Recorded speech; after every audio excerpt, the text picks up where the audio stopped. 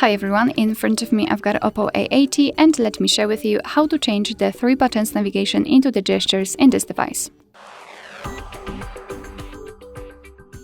So let's start with opening the settings, and here we have to scroll down to the very bottom to find additional settings. Now let's tap on System Navigation, which is at the top. And as you can see, we've got 2 different options, so the buttons and the gestures.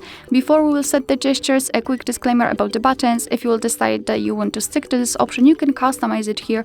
So, for example, reorder the back button and the recents, and manage the Google Assistant. Alright, so let's swipe to the gestures. Let's simply tap on this option. Your device will ask you whether you want to go through the tutorial. You can, of course, do it just by tapping on Learn.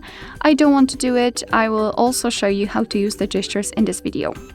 Alright, so you can see that instead of the 3 buttons, we've got this line, which is responsible for some gestures. If you prefer, you can hide them just by tapping on the switcher, and it will immediately disappear. You can manage also the option switch to previous apps, mistouch prevention, and again learn gestures. You can also manage the sensitivity to back gesture.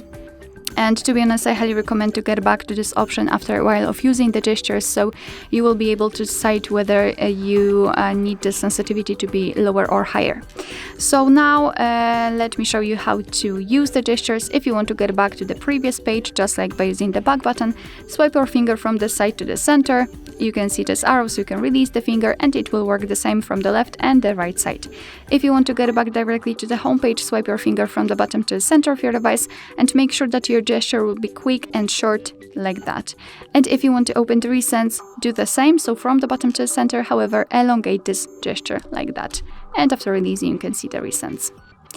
Alright, so that will be all. Thank you so much for watching. I hope that this video was helpful, and if it was, please hit the subscribe button and leave the thumbs up.